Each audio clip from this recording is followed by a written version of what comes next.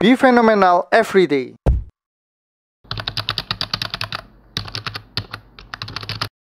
Halo guys, di video kali ini saya akan melakukan review ya terhadap emiten yang akan IPO. Nah, emiten ini bernama Formosa Ingredient Factory ya, atau kode sahamnya BOBA. Nah, teman-teman bisa melihat di websitenya aipo.co.id. Ini adalah salah satu emiten terbaru ya, yang akan IPO dengan book building tanggal 5 sampai 11 Oktober. Jadi sekarang masih bisa ya, karena sekarang tanggal 6 Oktober. Oke, sekarang saya akan langsung masuk ke bagian intronya ya. Nah, untuk emiten ini dengan kode saham BOBA, penawaran awal 5 sampai 11 Oktober dengan perkiraan tanggal efektif 21 ya. Masa penawaran umum 1 minggu 22 sampai 28 Oktober. Nah, pencatatan di Bursa Efek tanggal 1 November 2021. Jadi masih cukup lama ya, kurang lebih hampir 1 bulan lagi. Perusahaan ini bergerak di bidang ini ya, produksi produk tapioka pearl, topping jelly, popping boba, premium sauce, syrup, and premix powder. Jadi teman-teman yang suka minum minuman boba, nah bahan bakunya itu kemungkinan ada disuplai dari emiten ini. Brandnya dia memakai King Boba ya. Untuk minuman biasa kan minuman tuh ada kayak yang bulat-bulat itu ya, itu terbuat dari tepung tapioka ya teman-teman. Ini adalah produsennya. Penawaran umum perdana saham, dia mengeluarkan 140 juta saham baru yang merupakan saham biasa ternama bla bla bla sebanyak 12,11% ya dari total. Dengan bla bla bla bla bla harga sekitar 250 hingga 280 ya harga penawarannya. Target dana yang dihimpun adalah 30 miliar sampai 39,2 M. Angkanya tidak terlalu besar ya, 35 sampai 39,2 M. Terus full comment. Nah, ini penjamin pelaksana emisi dan penjamin emisi yang namanya tercantum menjamin dengan kesanggupan penuh full komitmen terhadap sisa saham yang ditawarkan yang tidak dipesan. Artinya kalau sampai di IPO nanti ada sisa sahamnya, maka akan dimakan oleh penjamin emisi. Ibaratnya seperti standby buyer ya. Jadi aman buat perusahaan yang IPO ini, dia pasti akan menerima dana maksimum ya. Rencana penggunaan dana untuk apa? Seluruh dana kan setelah dikurangi seluruh biaya-biaya bla bla bla bla digunakan modal kerja ya. Jadi seluruhnya untuk modal kerja, pembelian bahan baku, penunjang, biaya operasional, pemasaran. Nah, memperluas jaringan dan segala macam. Jadi secara penggunaan dananya sangat oke ya untuk modal kerja. Tidak ada yang namanya untuk bayar hutang, segala macam tidak ada ya. Terus, oke, sekarang saya akan masuk ke company check up-nya ya, dari emiten BOBA ini. Di laporan keuangannya kita bisa melihat ya, yang ditampilkan di prospektusnya secara aset, 31 Desember 2018 ya, dia asetnya, ini aset lancar ya, 2 miliar, 17, 16 miliar. Ini lonjakannya cukup besar ya di tahun 2019 untuk aset lancar. Di 31 Maret 2021 dan 31 Agustus 2021 malah lebih gila lagi ya, 29 M dengan 33 miliar. Kalau kita lihat langsung secara general jumlah asetnya ya, yang terpenting kan kita langsung general ya. 2018 ini dia 3,7 M. 2019 28 miliar, 2020 56 miliar. 2021 Maret 80 M, Agustus 104 M. Kenaikannya sangat signifikan ya. Untuk dari jumlah aset. Bagaimana dengan hutangnya, liabilities-nya? Untuk hutangnya 2018 3,6 M, 2019 11 M, 2020 20 M. Dia naik tapi tidak sebanyak penambahan asetnya. Terus di tahun 2021 hutangnya juga 14 miliar untuk yang Maret ya. Dan untuk yang Agustus ini 9,5 miliar. Jadi asetnya naik drastis tapi hutangnya tidak naik ya. Hutangnya tidak terlalu naik banyak. Tentu hal ini mengakibatkan equity-nya akan membesar ya, sangat membesar di tahun 2021. Nah, kita bisa melihat jumlah ekuitasnya ya di tahun 2018 130 juta saja. 2018 ya, 2019 17,6 miliar. Ini lonjakannya sudah fantastis ya. Terus 2020 36 miliar. Di 2021 ini Maret 65, Agustus 94 M. Nah, kalau kita lihat secara sekilas ya, ekuitasnya ini tentu sangat fenomenal ya, sangat luar biasa. Bayangkan usahanya, bentar, ini sekitar kalau saya ingat itu 5 tahun ya dia berdiri. Misalkan inilah dari 2018 saja cuma 130 juta equity, namun sekarang 2021 94 M. Kenaikannya itu sudah puluhan kali lipat ya. Seperti itu. Namun kita juga harus perhatikan ya, apa yang menyebabkan ekuitasnya naik. Apakah memang laba perusahaannya itu juga naik sangat tinggi sehingga menyebabkan ekuitasnya naik ya. Nah, kita bisa melihat di sini ya, ada yang namanya tambahan modal di setor. Artinya ada injek ya, injek modal di 2021 ini. Nah, ini mungkin nanti akan saya bahas lebih detail ya. Sebelum ini, sekarang saya masuk ke laporan laba rugi. Yang terpenting dari suatu perusahaan kan laporan laba rugi ya. Apakah dia berhasil mencetak keuntungan atau enggak. Kalau kita lihat dari sisi penjualan, di tahun 2018 2,4 miliar ya. 2019 melejit 45 miliar, 2020 68 miliar. Jadi ini per 31 Desembernya bagus ya, dari sisi penjualan dia naik secara signifikan. Kemudian kalau kita lihat di tahun 2021, ini ya, 31 Maret 2021 13 miliar, 31 Agustus 2021 46 miliar. Nah, kalau di-compare dengan 2020 ada penurunan ya per 31 Maret, kalau per 31 Agustus ada sedikit kenaikan. Jadi di sini kita bisa melihat bahwa walaupun ya equity-nya itu naik cukup fantastis, namun sebenarnya dari sisi penjualan dia tidak terlalu signifikan kenaikannya. Nah, berarti di tahun 2021 ini kenaikannya itu karena diinjek modal. Bagaimana dengan beban pokoknya?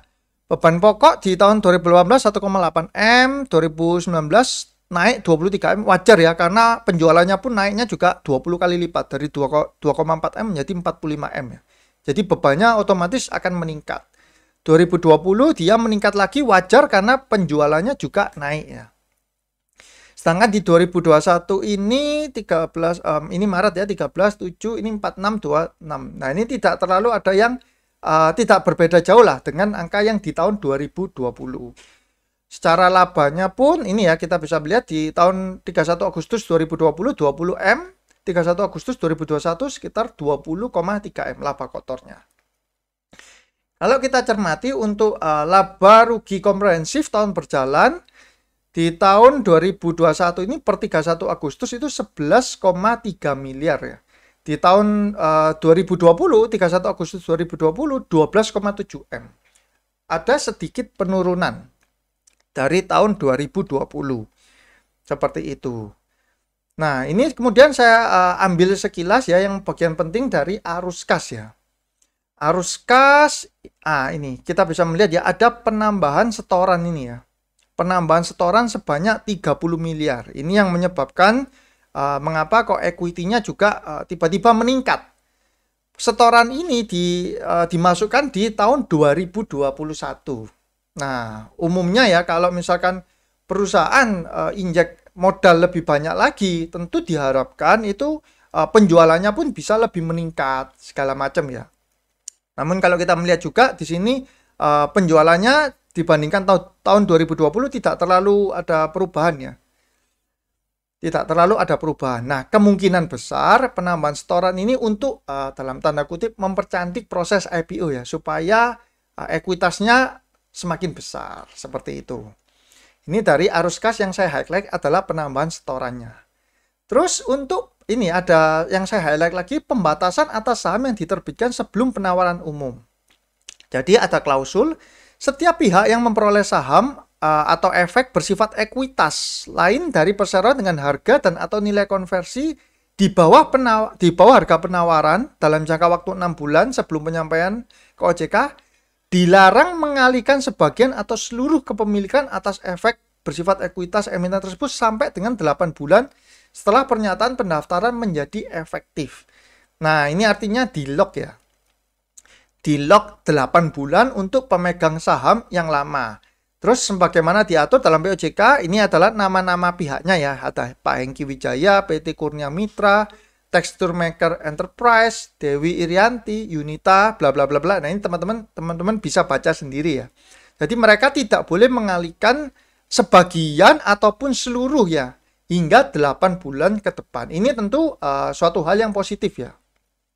Mungkin teman-teman yang ikut IPO Bukalapak sempat tahu ya bahwa ada di lock sukarela, ada yang di lock nggak sukarela ya. Kalau ini nggak ada begitu-begituan, langsung ini memang di lock 8 bulan seluruhnya. Nah, ini menurut saya ini cukup bagus. Ada ketentuan seperti ini. Dari sisi laporan keuangan, sebenarnya kalau kita lihat secara ekuitas, itu dia istimewa ya. Dia ada kenaikan yang luar biasa. Namun yang menjadi ganjalan saya adalah kenaikan ekuitas yang luar biasa ini di tahun 2021 ini karena setoran modal. Nah, apalagi di tahun 2021 ini IPO ya.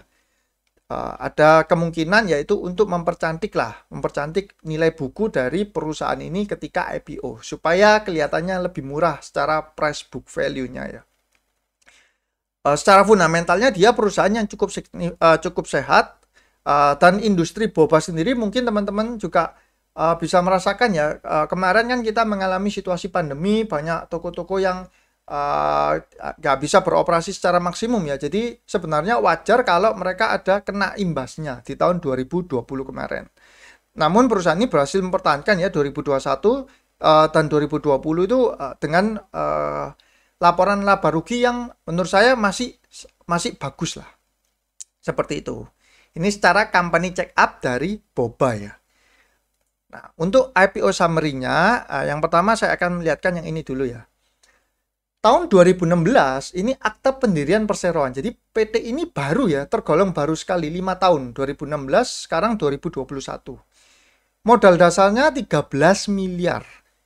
Modal dasar ya, tapi yang modal disetorkan itu 3,2 M. Otomatis sisanya masuk ke portepel ya.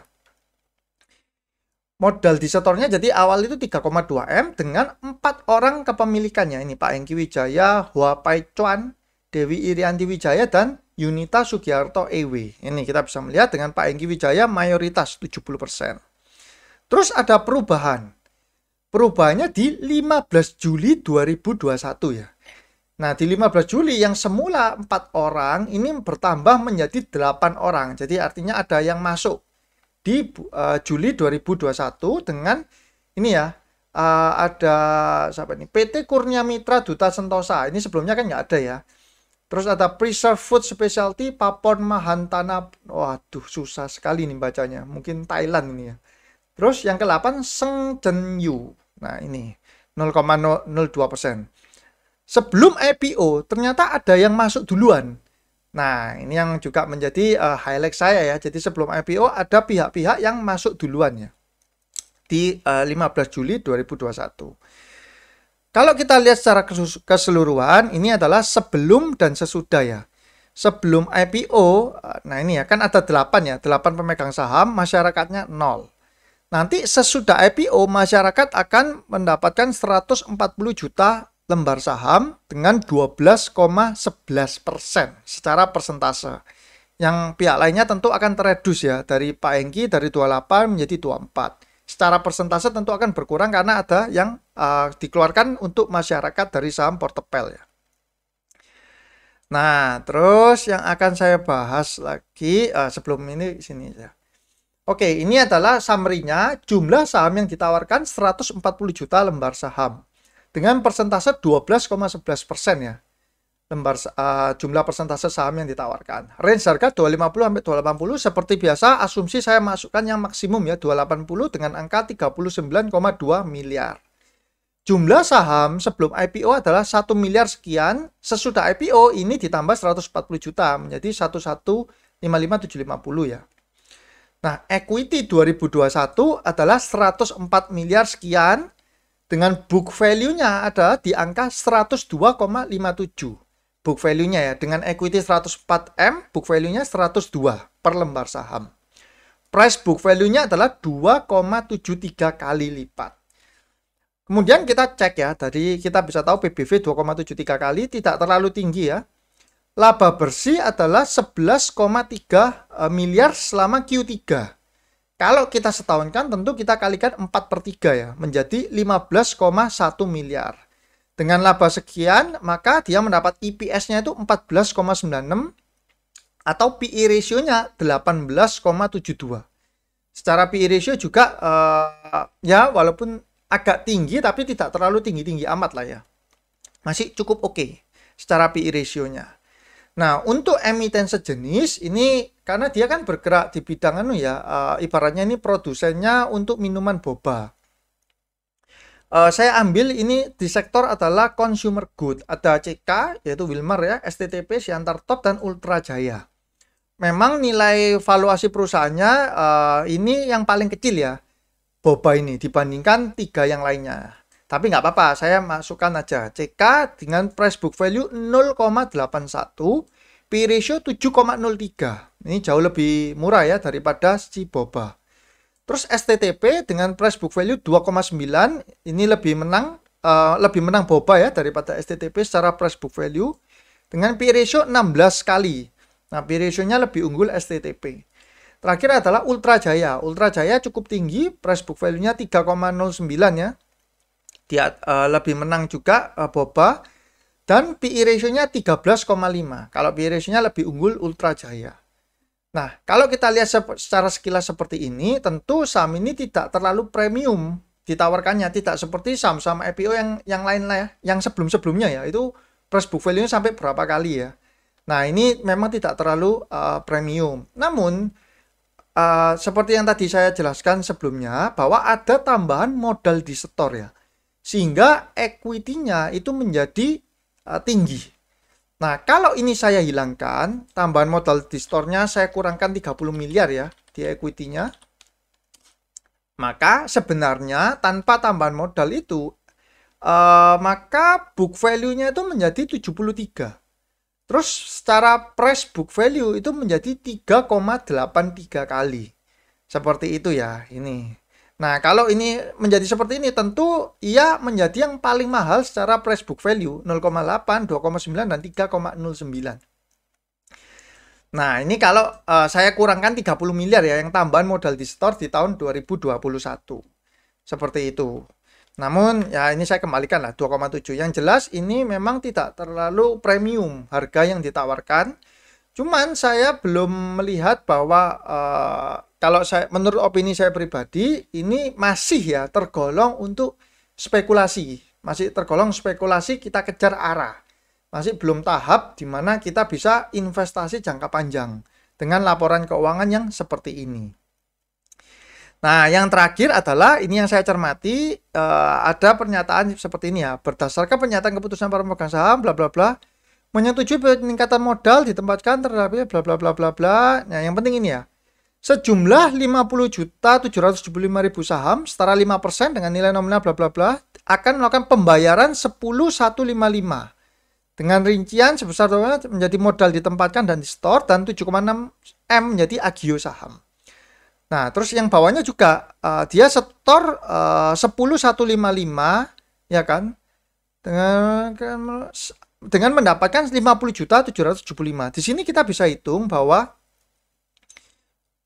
Preserve Food Specialty ini mendapatkan harga 10.155.000.000 dibagi lembar sahamnya 50.775.000. Nah, 200 rupiah. Ya, artinya Preserve Food Specialty mendapat harga 200 rupiah per lembar saham. Paporn Mahatana Ball ini juga sama ya, 10,155 M dengan jumlah saham 50 jutaan menjadi 200 rupiah. Dan yang terakhir ini Tuan Seng Jenyo ini pembayaran 40 juta, kecil ya kalau ini ya. 40 juta dibagi 200.000. Nah, angkanya sama ya, 200 rupiah per lembar saham. Ini di tanggal 30 Juni 2021 ya. Nah, artinya sebelum IPO ada pihak-pihak itu yang sudah dikasih di harga 200 ya per lembar sahamnya. Inilah mengapa kok saya masih menyebutnya ini spekulasi ya, spekulasi untuk IPO. Namun kalau apakah ini ada kemungkinan untuk hari pertama arah, tentu menurut saya masih sangat mungkin. Nah, tapi teman-teman harus hati-hati kalau misalkan berspekulasi di saham-saham IPO, jangan sampai terlambat ya memantau ataupun telat jual. Ketika arahnya itu sudah ambrol, terus ternyata teman-teman lupa jual ya, sehingga jadi minus malah. Nah, kalau teman-teman sudah ikut dan ternyata hari pertama arah, lebih baik pasang trailing stop. Seperti itu. Ini adalah jadi ini video review saya tentang emiten boba ya. Mungkin untuk teman-teman yang suka spekulasi saham IPO dengan mengejar hari pertama AR kanan bisa ikut book buildingnya.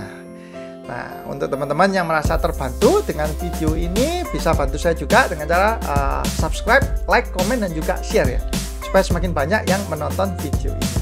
Oke, cukup sekian ya videonya. Semoga teman-teman sehat selalu, profit selalu, dan sukses selalu. See you guys.